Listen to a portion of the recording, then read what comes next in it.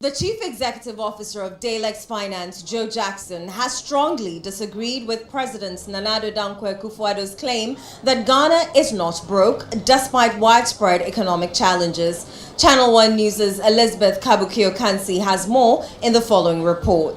In his final State of the Nation address delivered on Friday, January 3, 2025, President Akufo-Addo reassured Ghanaians that the nation remains financially stable and resilient. He emphasized that the country's economic foundations are robust, positioning Ghana for recovering despite both global and domestic crises. However, during an appearance on The Big Issue on Saturday on ChannelOne TV, Joe Jackson disagreed with the president's statement, asserting that Ghana's economy is still in distress due to its overwhelming reliance on loans for essential needs.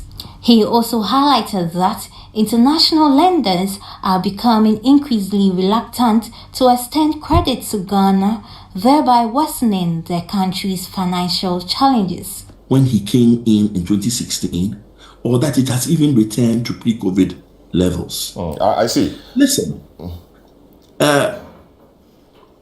yes, 3 years ago, okay, we were down on our knees. I say that this economy was in a coma.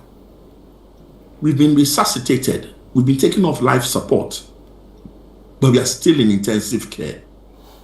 And anybody who says that Ghana is still not broke is not being realistic. Meanwhile, Eastern Regional Minister Seth Kwame Echiampo defended the president's position, arguing that Ghana's ongoing debt repayments are a sign of progress and a step towards economic recovery. I want to encourage Ghanaians that this country, nobody can tell me is broke. Are we not keeping the lights on? Yes, but we can't pay our debts. No, wait a minute. 3rd of this month, we are paying our coupons. That is part of our debt payment. That is an admission in the statement, which is going into the Hansard in Parliament, and the President stated it.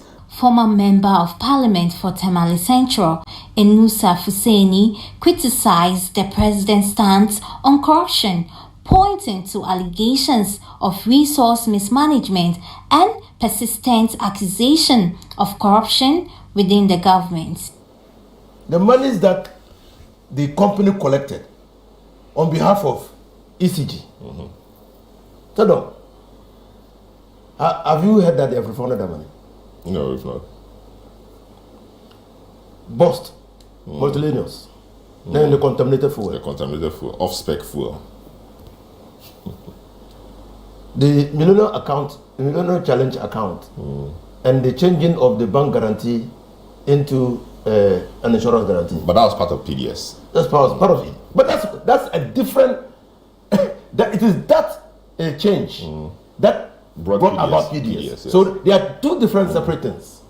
Political analyst and CDD fellow Eric Osei Kwapon contended that the fight against corruption under Akufo-Addo's administration has focused primarily on institutional reforms rather than addressing political aspects of the issue.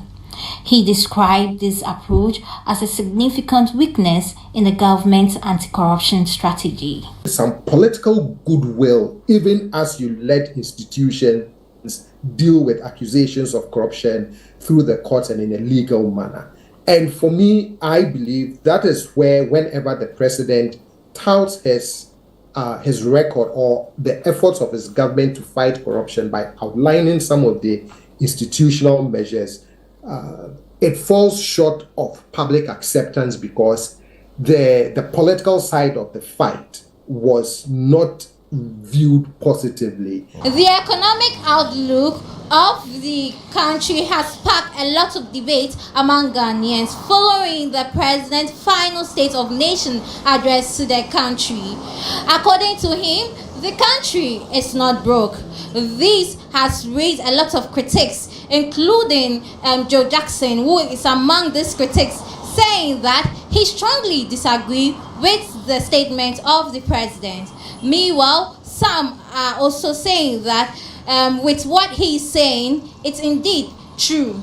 But according to some critics, they are saying that the economy is not as good as what the president is saying.